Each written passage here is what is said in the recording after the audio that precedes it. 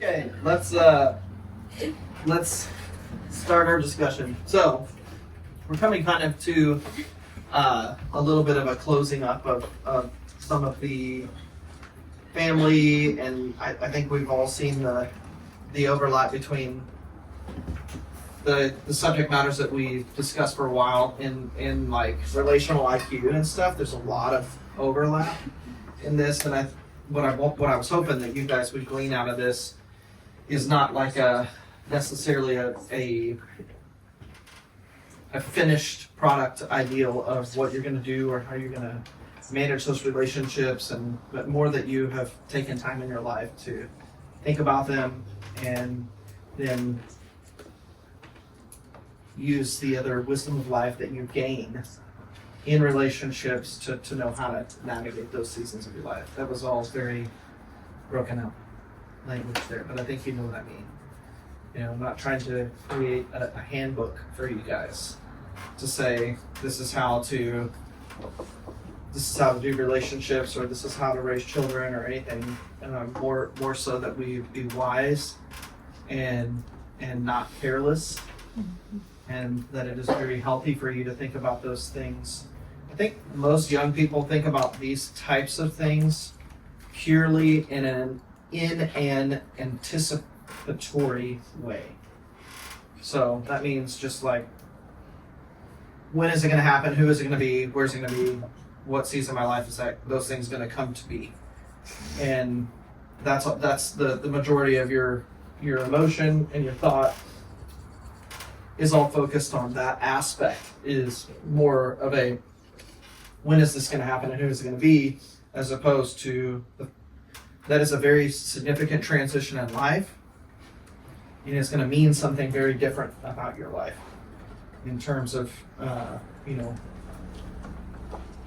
you guys have siblings, so you have the experience that many people do of sharing household resources and space and things that are related to familiarity and other things like that. But you haven't experienced that yet with someone that's not a part of your family very much. I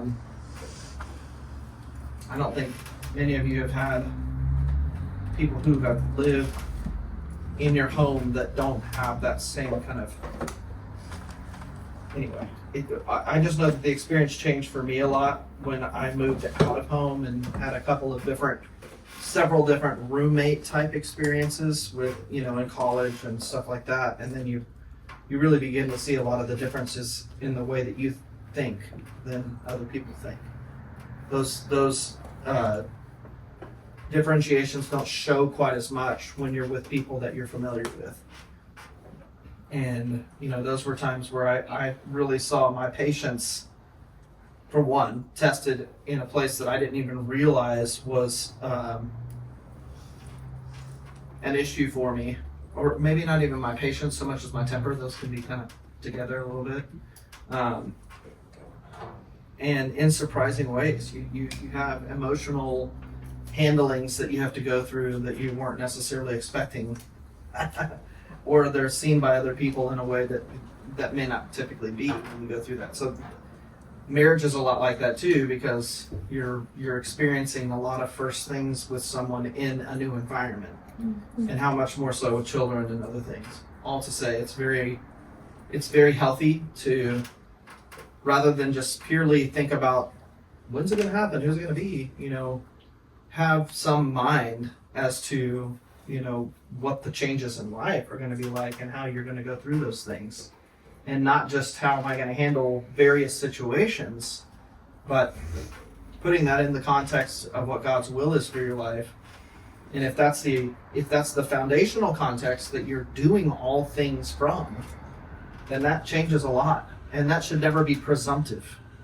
That always needs to be something that you are discovering and having continued confirmation and affirmation from the Lord to know that, so that you're not moving on your own strength, moving in your own presumption, moving according to your own desire, those kinds of things. And so those are some of the things that I've hoped that you have come away with. I don't know what might be next. There may be nothing next for a little bit, so I don't know yet in terms of what I have to offer to you guys in this setting. So obviously I don't plan to disengage with you at all, but we'll keep those things in mind. And keep it in prayer. I don't know what's next. Maybe that'll be another shift here for various things. I don't know. I want this place to be what we do in this place to be very malleable to the Lord and to move with the seasons of His change in our lives. And so if that means that there's a shift to format or whatever, then let's not just be open to that. Let's just be very willing to do whatever the Lord wants. And we should look at that in life. The subject matter has come up a number of times, and even I think in this morning's discussion with Noah and others, what it means to be a prince in God's house. And so I'm glad that there are those conversations that are coming up, and those like we had earlier this morning with the first Analects class related to these things being a reality in life and not just topics of discussion, and broadening your knowledge base for things. Anything in life that is not practical may not be super beneficial to you. And I personally don't want to be a part of something that is not beneficial to you. And that's not me saying I'll be a part of something and not a part. I'm just saying, generally speaking, we want those things to be fruitful.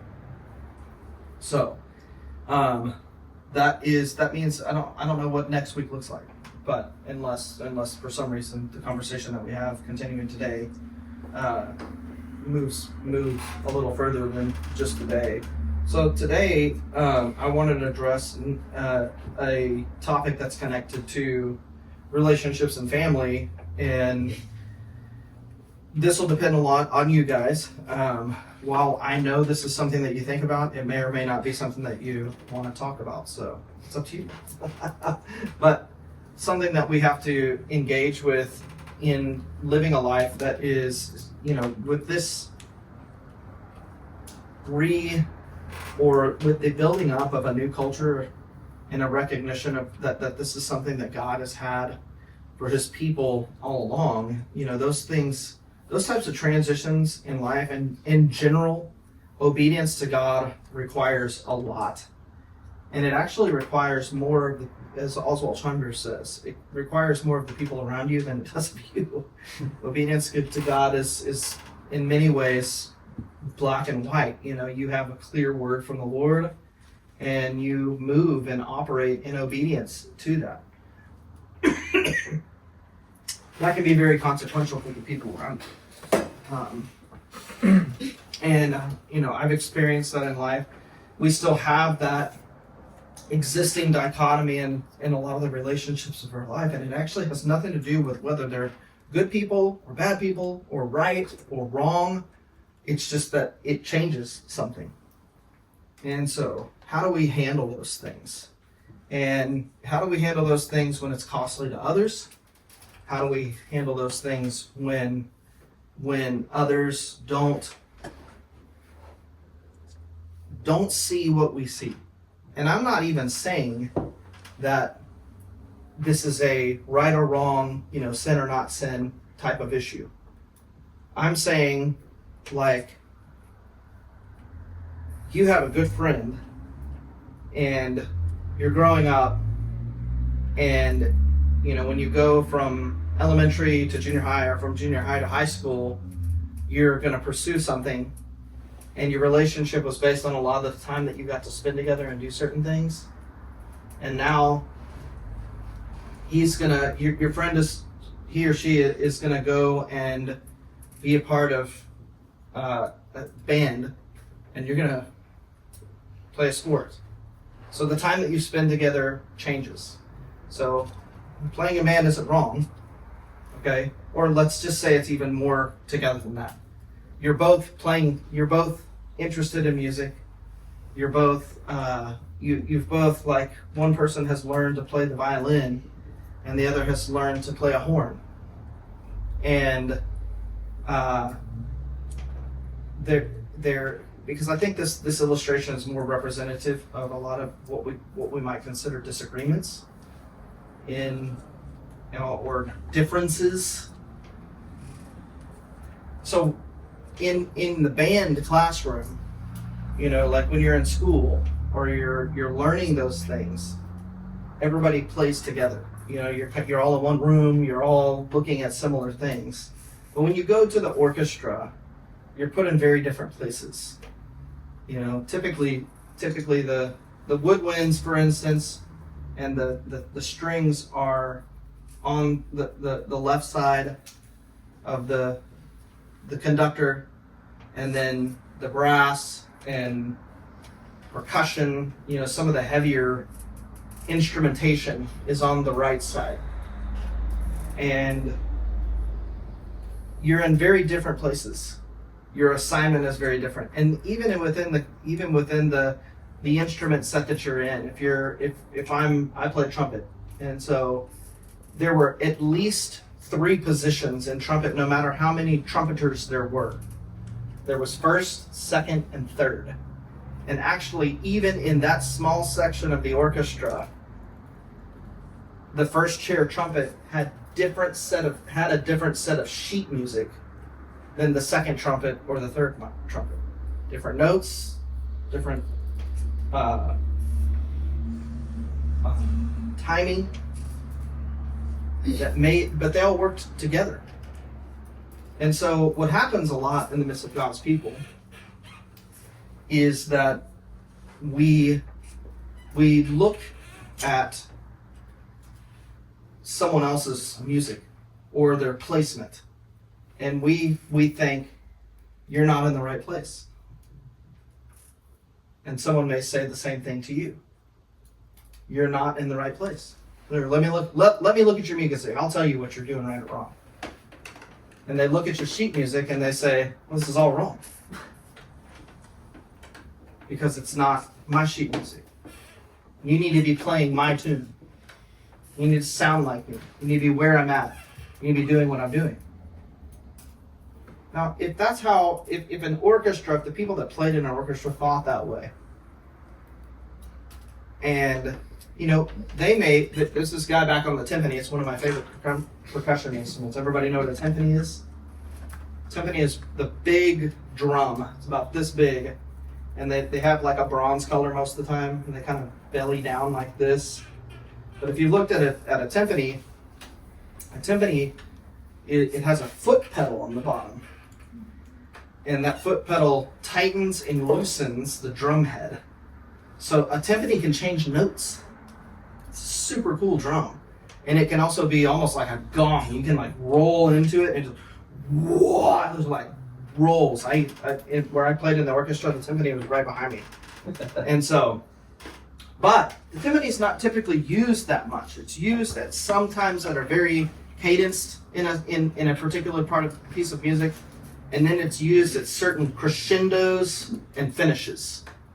So if I'm sitting over here at the clarinet and we're tuning up and we're playing the song and we're playing my music, and I've been looking over at the timpanist for half the song now, I might say, this guy's useless in the orchestra. He does nothing. He just stands back there until his moment. And that moment in its rhythm, in its notes, in its cadence, is played at a time and an appointment and in a way that the not just that the conductor highlights or points out at the right moment, but that the what am I looking for? The composer knows from the beginning. See, in the composer's mind, the Creator's mind, God who is sovereign over all things. He sees the whole piece played from beginning to end. In fact, he was the progenitor of this brilliant piece of music, this story that's told here. And to him, it makes perfect sense that this instrument is completely separate and waiting for its time of use. And he, in his creative mind, had the exact sound and feeling and emphasis when he wrote that in to his piece. Now, the conductor is the one who also sits and sees all the music in front of him. The conductor, the guy that's up there with the wand and setting the tempo and pointing certain things out, the pages that he turns are not like the pages that anyone out there turns. It's save that every page that everyone turns in the orchestra is included in his book. He sees it all at once. And so he moves with that. And that orchestra rehearses together in order to create this piece of music where, again, if they had this mind that someone should be doing what they're doing, then they would be completely disjointed or would sound very different. You've heard an orchestra warm up, right? Well, you're talking about. I thought you were talking about the individual bandmates. When they're tuning. So typically there's a tuning fork and it's used by the first violinist. There's a specific name for that because it's just like a solo position for the first chair violin. And theirs is considered to be the correctly tuned instrument because it tunes to the tuning fork. And most of the time, if there's a piano in the orchestra, they tune to the piano because it's the one instrument that cannot be tuned on the spot. So the violist will tune to the piano first, and then she or he will stand up at the tuning point and play a sound. Okay? And then you'll hear the whole orchestra. And then it kind of evens out. But then you can hear it come into tune, and it's all the same note, but it's basically a big noise. It's not a piece of music.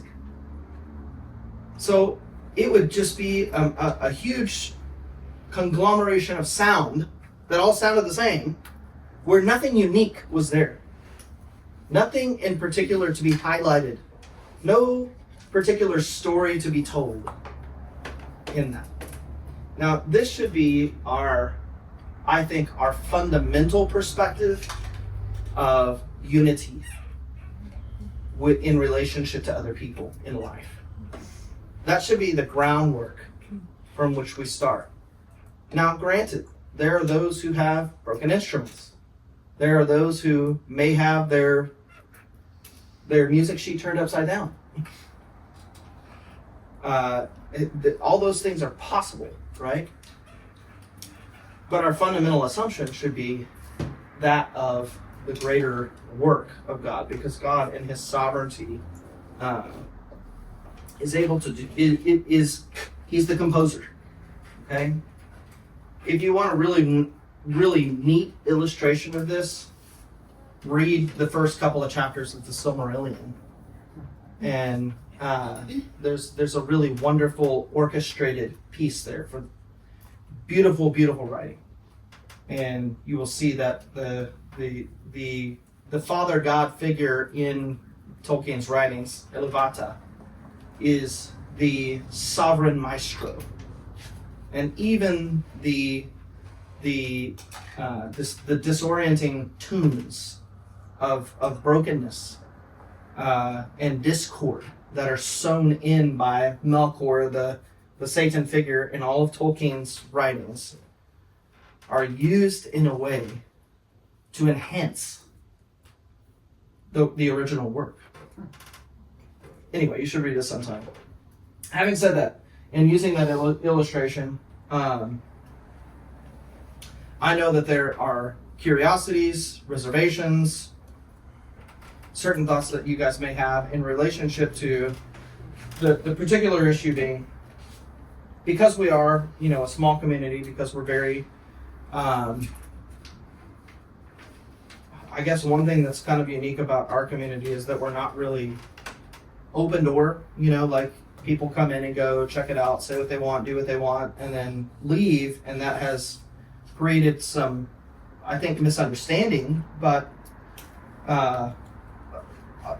this is a heavy word, but some animosity from people around us because of that lack of understanding of why we do what we do. And simply the kind of a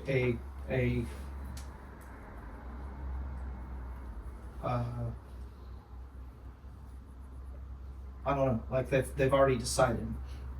Some people have already decided, well, that's just not okay. It's not acceptable, or that's not right. And so, how do we interact with those people in life? And how do we continue in relationships? So, there are those that are part of our family.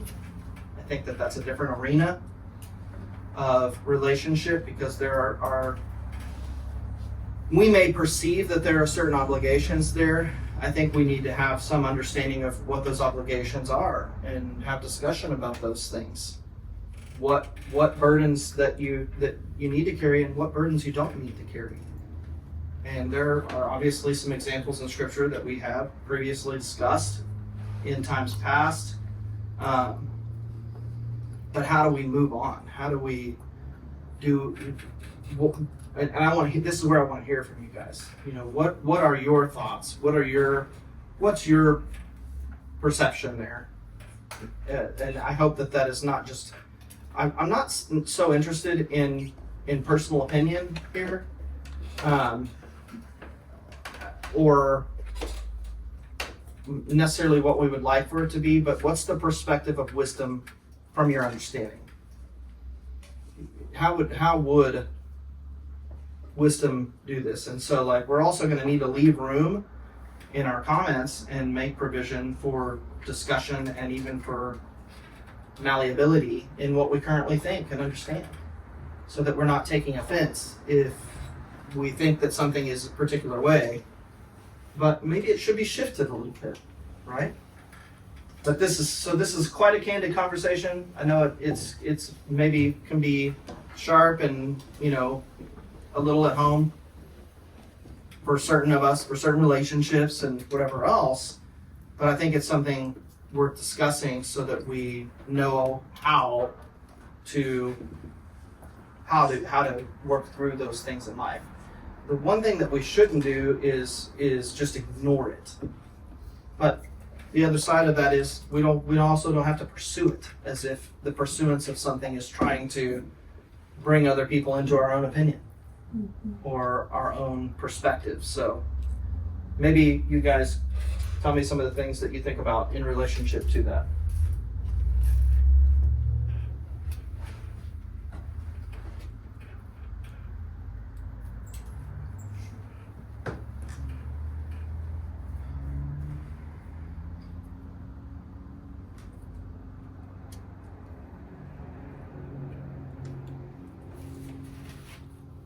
I don't know if I fully understand your question.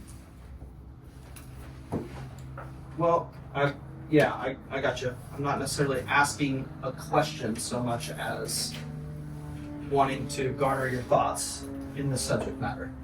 So, yeah, the question would be, do you have thoughts about this subject matter? I don't understand how to not have a personal opinion and what kind of format you're wanting that in. Not wanting. Well, I didn't say that to restrict you guys from speaking at all. I just wanted you to have a certain perspective from which, if you have a personal opinion, then let's frame it in that way or label it in that way. And whether it's right or wrong doesn't really matter so much as we because sometimes we present things as if we think we know that that's what God wants for something. And then we can kind of become really defensive for it really quickly. That's why I mentioned that. I see. Because Yeah, I don't want us to have feelings set out there. So I thought you were saying the opposite. I think when it comes to outside things like that and kind of the role contentions or tight points Mm-hmm. that I personally have not had any like situations. I'm just aware of certain thoughts and ideas about us and others, but I myself, I've never actually, maybe, like, never really had a conversation with someone else who's thought in that way about it. But for me, it's maybe I'm talking about something else, but I never would want to live my life in any sort of way of being ashamed of who, like, I am in context to how I follow God and what I believe in and how I live as a son. So any offense would always come secondary to my identity as a son. But again, it's not that I would want to kind of just push aside other people's like concerns and their feelings, I guess. But for me, the feelings part and other people's ideas about me or about God essentially are secondary to me compared to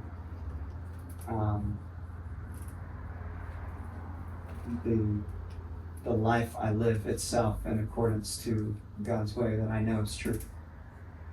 But again, it's not to say that I push aside other people's concerns, but it's secondary to me.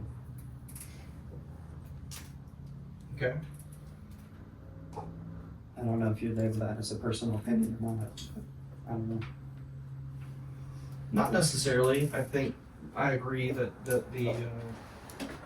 our primary perspective or priority needs to be in what God has revealed to be His living ways. I mean, those are the things that we don't set aside. You know, I have been in situations where, you know, I have had people approach me and say, basically, you're choosing to step away from us, and what we are telling you is right or wrong, and that's going to cost you. And in that situation, you know, for me, that was a really difficult situation, but there was something in me that was so settled and at peace with, I know this is the Lord's will. I feel like that would be You know? a confirmation of it because God said it would be that way, right? It is, but we get really, there is a, what's really interesting about Jesus's exemplification of another way of life, another culture for humanity, is that it's completely detached from human culture and humanistic love in particular.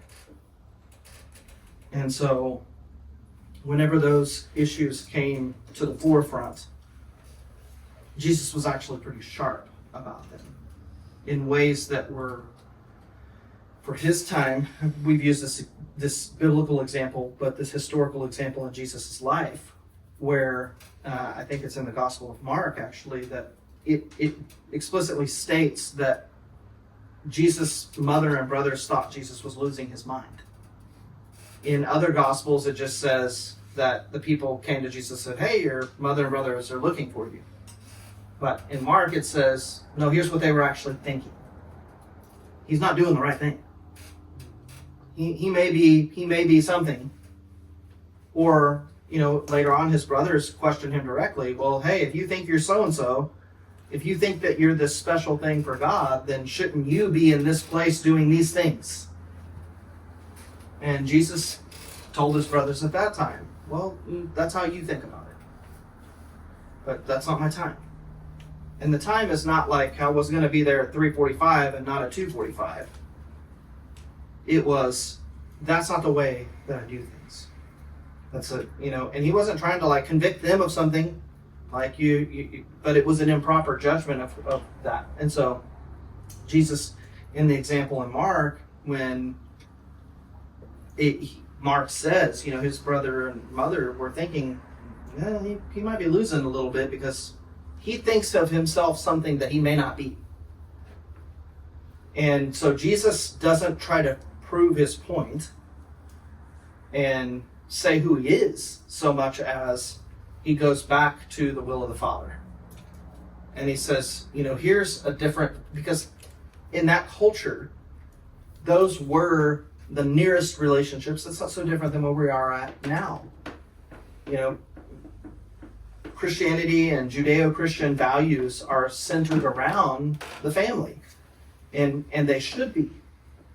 At the same time, there is a greater definition, a more holistic definition of what family is to God. And so it's not simply the human family unit and blood relation and father and mother and grandparent and aunt and uncle. And that we owe some allegiance to them because that's what they are. He cuts all those lines of allegiance.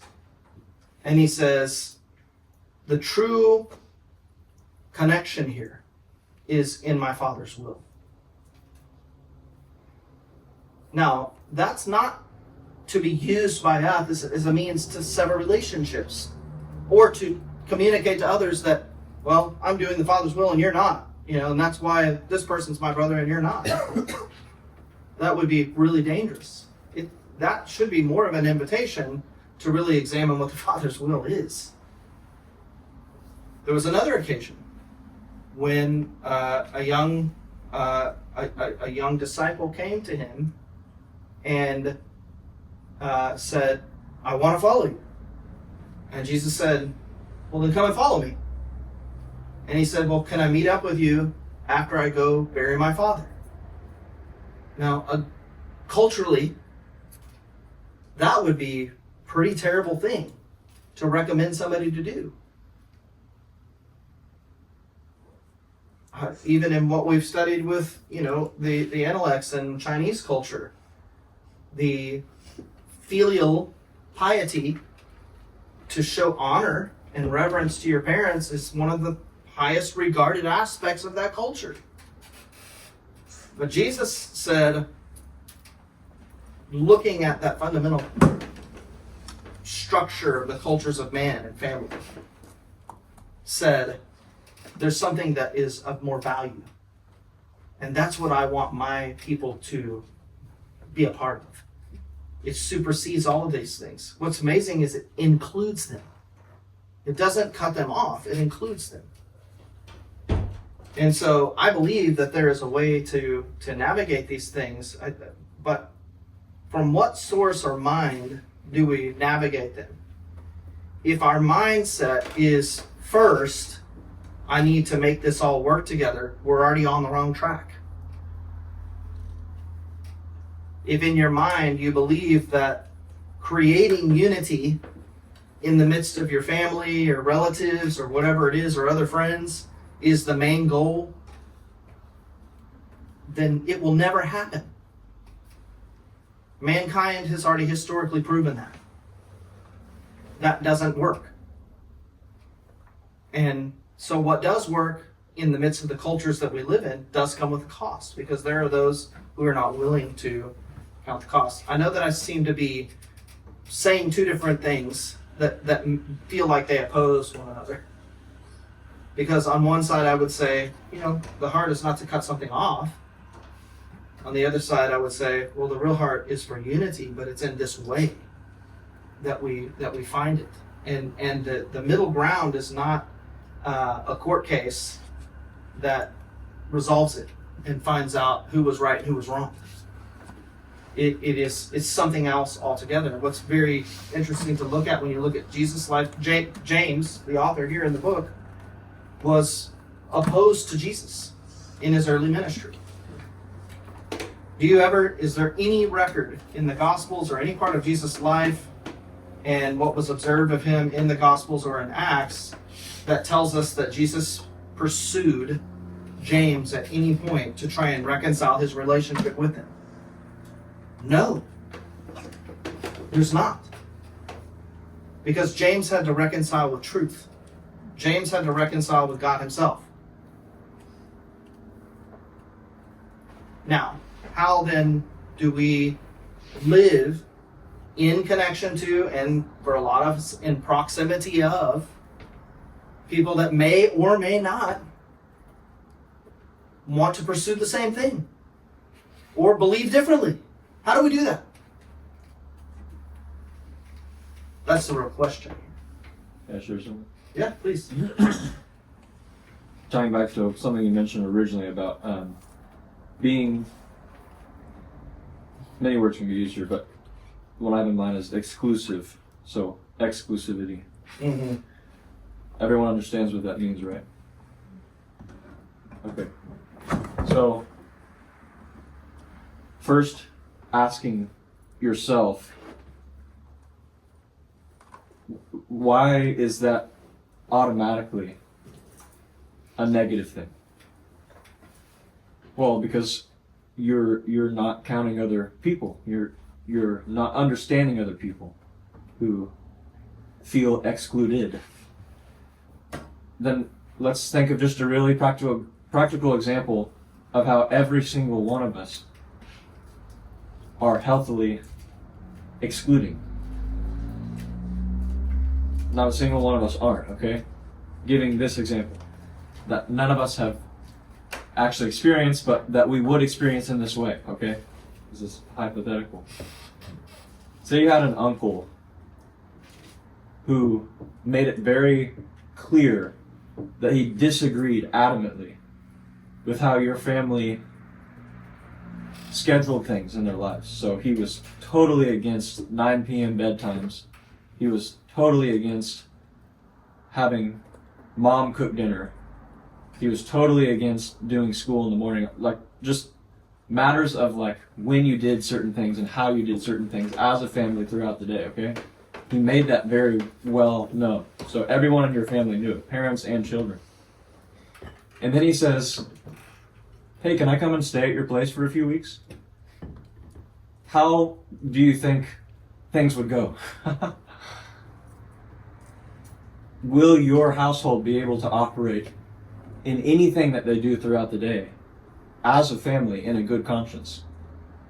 That uncle may not even have to say a single thing. He might just be sitting on the couch doing nothing. But simply knowing where his heart is at and his mind is at regarding your family, his presence throws off everything. Does that mean he's not your uncle? Does that even mean that you don't love him? It actually doesn't mean any of those things. But as a wise parent, no, obviously you can't come stay at my place. Again, not because I don't love you or because I don't consider you, say, it's a brother to the father. Not because I don't consider you my own brother. But I would have thought it'd be really clear by the way you've communicated yourself to us, to me, that simply can't happen. You can't come stay at our place. You can't come be in the intimate place of our household while you hold that kind of position towards us. You've made it very clear that this place isn't for you. And so, does that mean that you don't ever even get to see the uncle ever? No, there are times and places to be able to interact with him. But because of what he has confessed himself, said himself, the household is not one of those places. Now, project this or apply this to the household of a community of people of one mind and heart. It's one thing to not know the mind and heart of that community. It is another thing to have very openly and even adamantly rejected it and even objected to it. It's just as clear as daylight to me that your involvement in that community that is of one mind and of one heart is simply, it's not it's not something that makes any sense at all for the members of that community, but actually most of all for yourself. Because it's not just a bunch of people getting together because they like one another. It's a people that have been put together by God to be of one mind and of one heart for one thing. And it is that mind and that heart that we are living in together, growing in together, and pursuing God's heart in together. It's not based in humanistic affection of any sort. And if that's all you're seeing on the outside of it, then you're missing what's actually going on. That goes for people that are outside or within the community. And the exclusivity, which is quite obvious here, is not, you have nothing to do with my life. Nobody ever said that. But with where you stand, you do have nothing to do with my life as a son in God's house, because you rejected it. But again, there are different dimensions to life. There are different ways and God-given ways to continue to show honor and respect and even affection to those who are outside the community. And that is, I think, the thing that we're beginning to broach the topic of here. Mm-hmm. One reason I want you guys to think about this, or to be conversing this and rehearsing it, is because as you grow, your relationships are going to change. You're going to engage with other people. You're going to have people who step away from the course that God has put you on. Those can be very bitter partings, and not because of hatred, but because of difference. And you need to know how to think about how you would navigate that. Not, here's what I'm going to do, and I'm going to write it down and remember that I wrote it down and look at it when it's happening and then do what I wrote, kind of way. But from a place of inner settlement and peace in your own life. I mean, I never expected to have to make that decision. Never. And it didn't make any sense to me. It seemed wrong to have to make that decision. And I really cried out to God about that. And God's response to me was literally, He spoke and said, "This is a cross I want you to bear."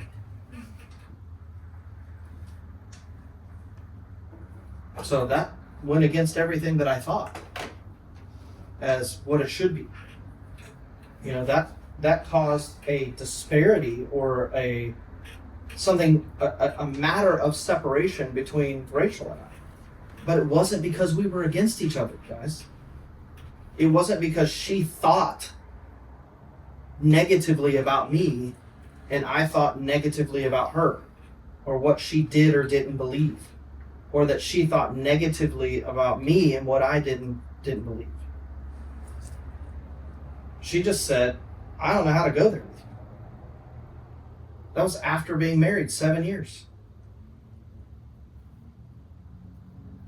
Those are life-altering moments where, yeah, you better know who you are as a son. You better know why you've been called into relationships that you're in now.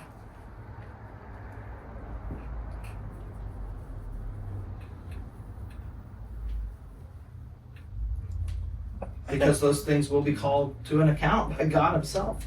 Matt? I was just going to say, I think I remember when Kim and I first got married, and she was a teacher at the time, and she'd come home after work and tell me bad things that happened in her day, and I'd immediately jump in with, "Oh, you ought to XYZ. Oh, you need to," and inevitably this would end up in a fight, right? And I was very confused by this.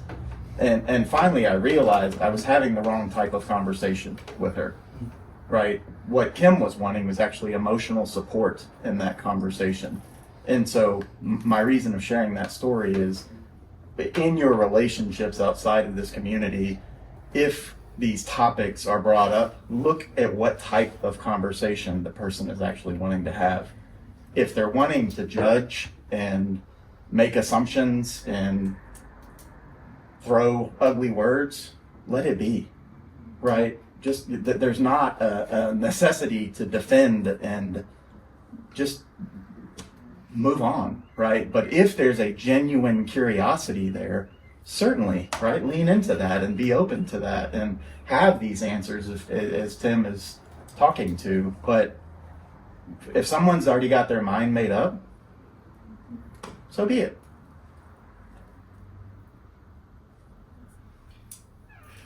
Yeah. Can't find more on it, but my mom sent me this thing that's the lust of self-vindication. It was Yeah. just a little piece by Oswald Chambers. Thought it was kind of interesting. I would have sent it, but it's like really short. But if you look at a lot of Jesus's actions in the Bible, most of them left people in utter confusion about him, even about Jesus himself. And he, with those sorts of people, that it was more of a judgment than a curiosity, made no attempt to rectify that. He let them misunderstand him. Mm-hmm. And that is something that I have been thinking about for a while, but that really has like been settling with me finally. But it's very strange to think about, because I hate being misunderstood almost more than anything else. And so I think that it is very true that with certain relationships, there is no self-justification there. That I don't think that's something we're granted or meant to have. And I think that trying to pursue it as an end is a fruitless endeavor.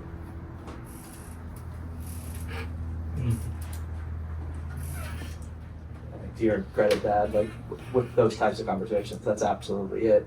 Because you can even, if you're having trouble gauging how the other person is interacting, gauge your own reaction. Are you trying to explain, or are you trying to self-justify? And if it's the latter, it's likely not fruitful for either party. I think one thing you can always ask yourself, regardless of what side you're on, this is actually beyond right and wrongs, is what actually does matter most to you? Is it being in the right? Is it having the right heart? Exactly right. Or is it your relationships with other people? Because if it is actually your relationships with other people, and this is just as much a warning and admonishment to every single one of us as it is to those that we have in mind but aren't actually listening right now. And that is, you don't need to be in the right regarding the person you're in a disagreement with, Exactly. if relationship is actually your concern. And if you really think from that point of view, then you will have patience that you didn't think you had. You will have understanding and sympathy that you didn't think was even in you. Because it is not that shallow, senseless issue of the rights and wrongs in this arena. Rights and wrongs still have their place in you as an individual, not in an argument that you have with someone that's obviously in a completely different universe than you. That's the thing. Because it's always just a fruitless cartoon scramble when you're engaged in that. And I can say this not because I've been in a bunch of those like live. I have been in a few, but most of them take place in my own head. Just thinking out an argument with a person. Yep. And you thinking about what they would say back to you and this, that, and the other. And how fruitless is that? What you're actually doing is arguing with yourself. That's how conceited you are. You need to argue so bad that you're just going to argue with your imagination. How silly is that? But also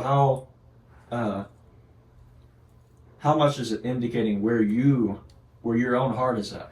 And yes, I'm actually speaking to myself because, again, I still have those things roll in my mind. But check yourself first. That's the very least you can do.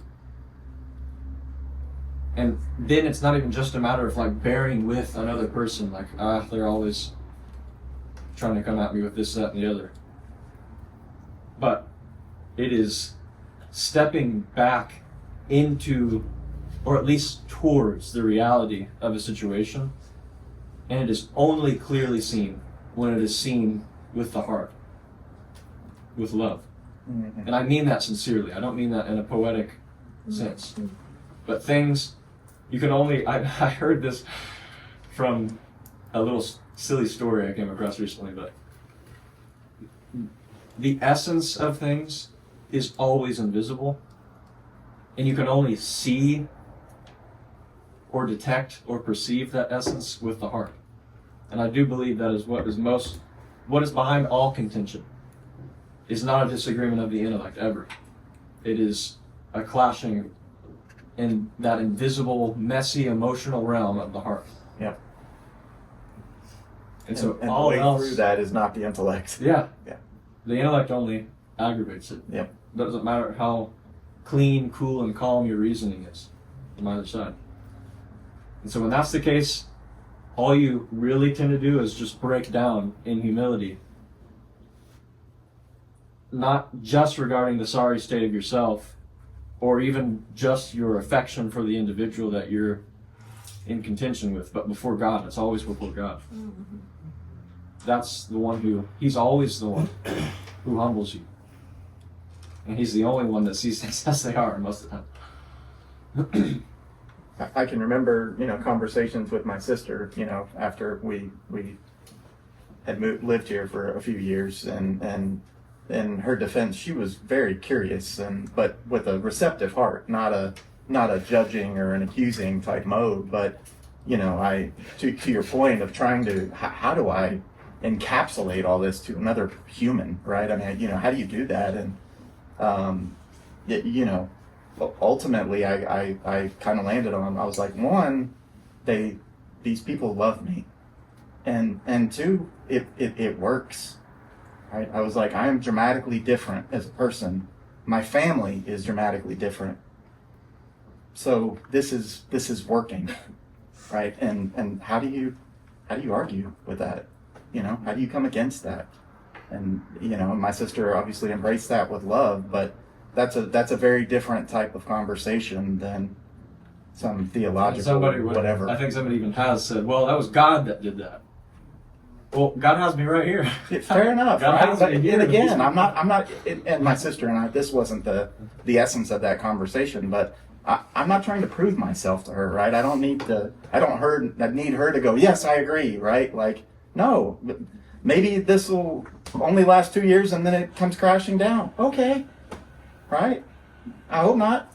You know what I mean? But letting her be in that moment and just being honest from the heart.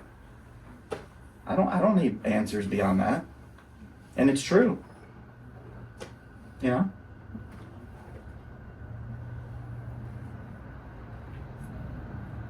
think there are, at the same time, Noah, you mentioned first your illustration and then what you just shared a moment ago, being that relationship is the high goal. And I will say that in that context, human relationship is not our highest goal. Relationship to God's will and God's person is our highest goal. God's people, even Jesus said so, would not be in unity because they agree with one another. They would be in unity because they are in unity with the Father. Their unity is in the Father, not in one another. And so the mutual goal is unity with the Father. The mutual encouragement is unity with the Father in His will. Outside of that, we've lost the unity. We've lost the connection. And so, you know, in the example that you gave with the uncle, you know, there's a line there. The line is that we as a family have decided to do this because it's fruitful for our family. And we're not going to change that because we decided that we came to that conclusion that this is what's fruitful and we're not going to change it. So then the uncle should not then say, well, it's either me or your deal. Well, that doesn't work. And so we need to understand the boundaries that we have. You know, that was put before me. It's either us or what you think. At least from their perspective. And when I really took that interiorly, I said, wow, man, I'm compelled by the person of Christ to do this. And that's my only allegiance. That's my only allegiance. I have no other allegiance except for to the person of Christ. Not even between my wife and I. And it wasn't even a matter of, you know, like we're against each other. But we weren't the same at the same time. And I'm using that example because I don't know how to get any closer in relationship in life than your own spouse. And there was nothing I could do about it. And I didn't do anything about it except cry out to God. That's all I could do. It is also true that not every relationship requires a certain type of commitment. Matt's sister will be Matt's sister because that's the way things went in life, biologically and otherwise. Nothing will ever change the fact that his sister's his sister. But life is also orchestrated, hers and his, so differently that they don't live life together. Only certain portions of life do they share in common. So you may interact with somebody at the Y that's playing volleyball with you who very obviously lives a different lifestyle or thinks differently or acts differently or whatever it is. And it actually doesn't even cause any issue for you because there's no obligation there. You know, like you don't have to go back to the Y. Or you don't interact with them in other areas of life. However, you may be working at the cafe or wherever else, and we hire an employee who has a very different, well, then you're obligated to figure out how to work it out with them. You see the difference? Doesn't mean that you need to convince them to be like you or to convince them that they're wrong and you're right. It means you need to figure out a way to make it work. So the end goal is the right pathway to take, not necessarily highlighting that particular relationship as if it's the main goal. It's not. But the way of peace is the main goal. And we need to understand that this is that relational IQ coming back into where it applies and how it applies to the situations and relationships that we've been given in life and how to work through those things in a way that is peaceful. Even peaceful doesn't necessarily mean that there's agreement. Peaceful means there's a way. And we need to not be afraid to walk in the right way even when there is confrontation in it. Or even when we find resistance in opposition. I think for most of us, for those who are in our lives that are of most concern, the majority of them are also proclaiming believers. And it's not up to us to say, well, if you were, then you would live like we do. No. Neither should we be burdened by that type of reciprocal indication toward us, as if we're not, because we do what we believe is from the Lord. So then, how do we work together? And I'll finish up with a couple of passages of Scripture that highlight certain aspects of the life of God in relationship to others that I think are some good context for it. The first is in Romans chapter 12. And it's actually what I believe to be a really wonderful chapter on love. Maybe more helpful than 1 Corinthians. Only because 1 Corinthians has been so overtaught and used to express love in a certain way. But Paul writes here again about love, and in verse 9 he says, love must be sincere. Now here's some boundaries here, but some very clear direction as well that I believe is obviously directly from the Lord. Love must be sincere. Hate what is evil. Cling to what is good. Be devoted to one another in brotherly love. Honor one another above yourselves. That all these things can be done in every relational context that we have in mind.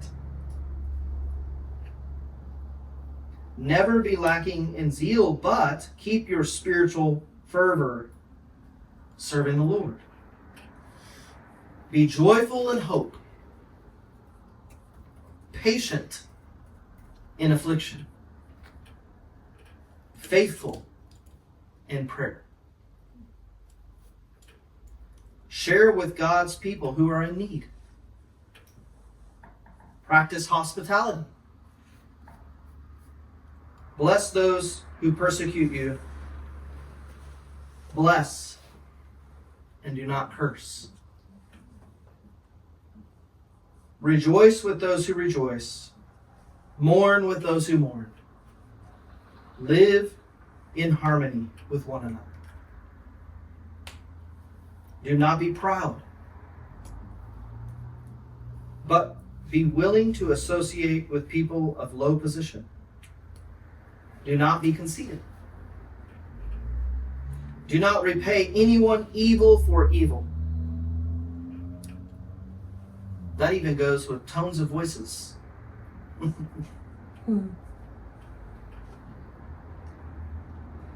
Be careful to do what is right in the eyes of everybody.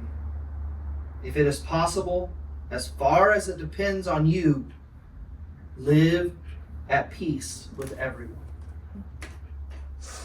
Do not take revenge, my friends, but leave room for God's wrath. For it is written, it is mine to avenge. See, we might think vengeance is more like, well, I got punched in the face, so I need to punch back. How about not being right? Proving yourself right. I'm going to avenge my rightness. Yeah?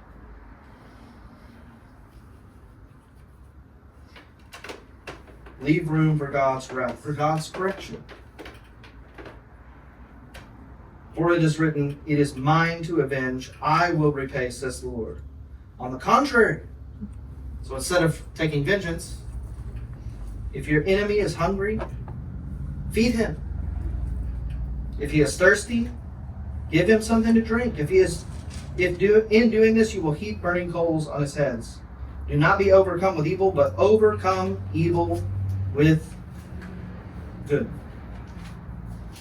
So it's interesting that you would hear Paul say this and then hear Jesus say something like this in Matthew 10. Do not suppose that I have come to bring peace to the earth. I didn't come to bring peace, but a sword. For I have come to turn a man against his father, a daughter against her mother, a daughter-in-law against her mother-in-law. A man's enemies will be the members of his own household. And anyone who loves his father or mother more than me is not worthy of me. Anyone who loves his son or daughter more than me is not worthy of me. And anyone who does not take his cross and follow me is not worthy of me. Whoever finds his life, that means they're seeking their own will lose it. And whoever loses his life, gives up his will find it. Who loses his life for my sake will find it. those are good scriptures to meditate on. Seek the heart of God in those things. Jesus in Matthew 10 there is again saying there's a whole nother foundation of relationship. The Father's will,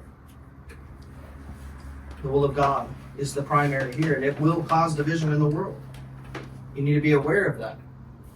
Paul knows that even continues to cause division amongst believers. In Philippians chapter 3, verse 12,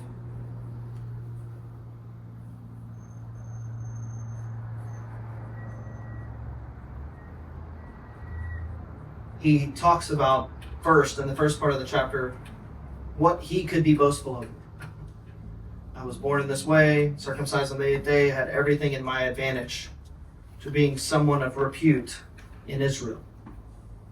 But it all means nothing. None of those relationships, none of those titles, none of those connections, none of those embellishments that came with position, they were worth nothing.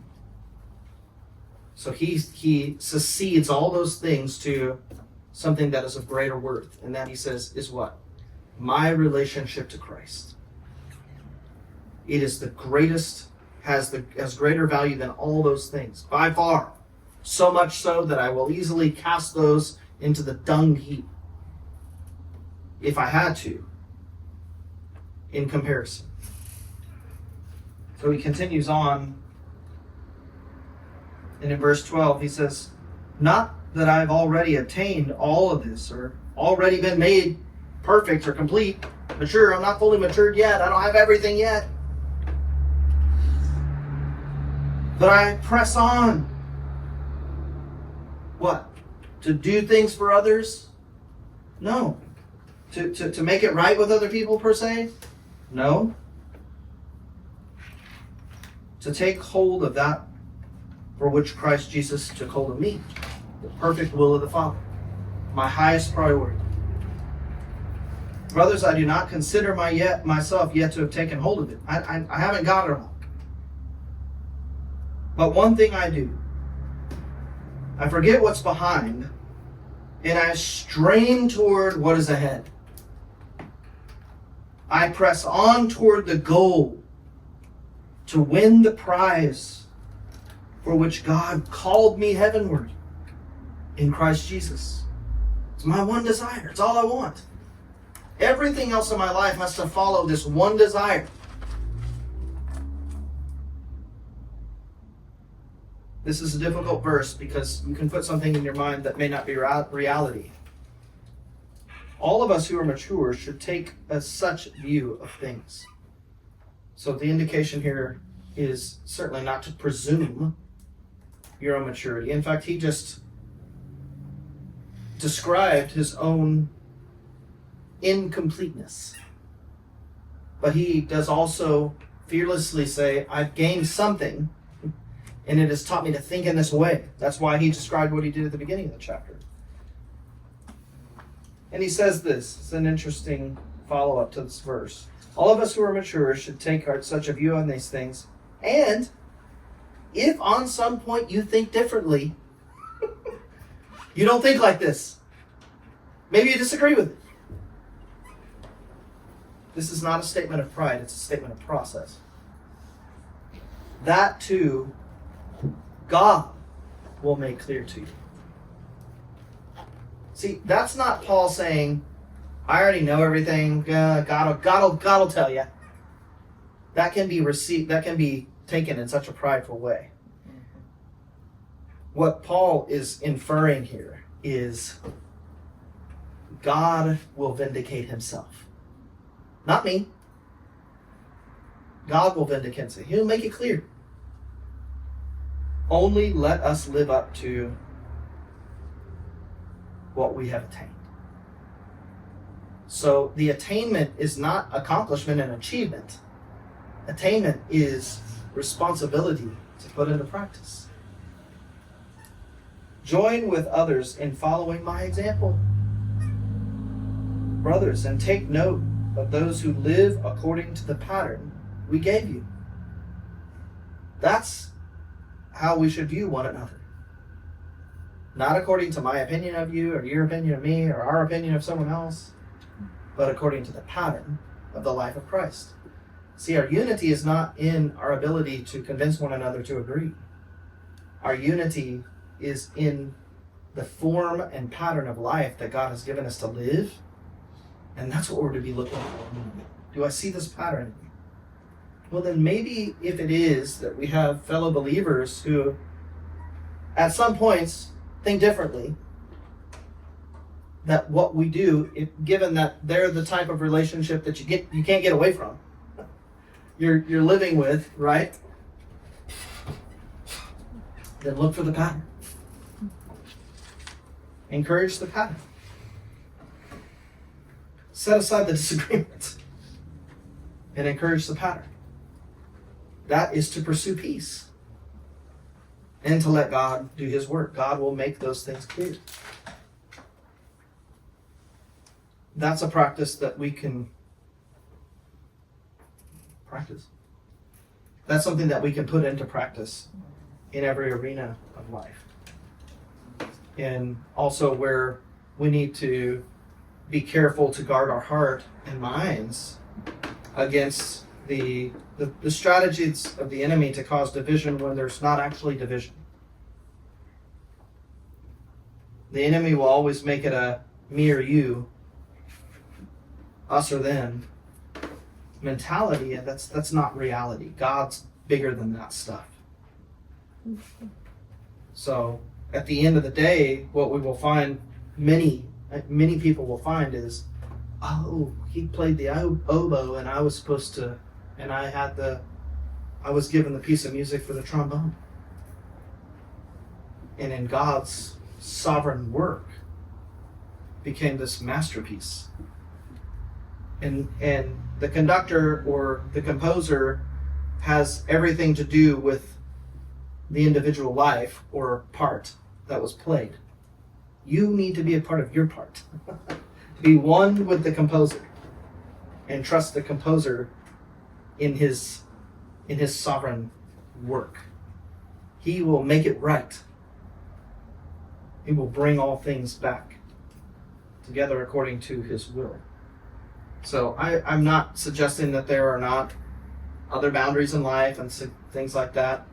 You know, I think Noah's illustration was appropriate for that, to say, no, there's some boundaries, but it doesn't mean I don't love you. So you can't make that the dividing. That's the wrong place to make a division, is to make those type of very presumptuous statements that end in division. Those are very divisive. And we should be proponents of peace in any relationship, whether it is something that will continue on, or if it's something that's momentary, or something that is seasonal, or whatever else.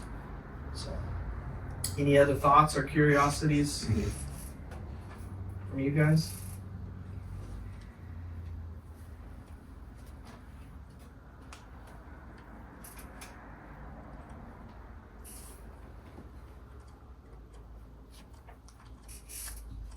Okay. Then I won't drag it out again. Esther, will you close us in prayer?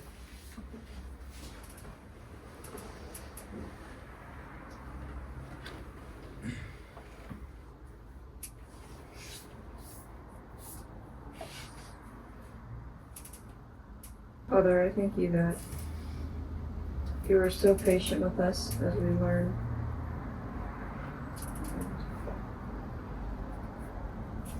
As we continue to make mistakes, and you pick us up. I thank you that your love covers us, and I pray that we would be open to your way and willing to seek after you.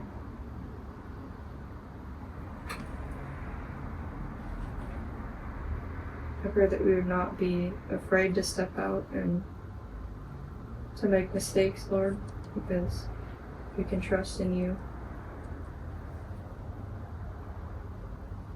I thank you that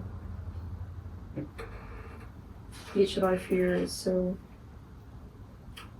ready to learn more about you. I pray that you would bless each heart that is wanting to know you and wanting to reach the depths of you. I thank you for this time and that we can all be together. I pray that you would continue to be on the forefront of our minds as we continue with our days.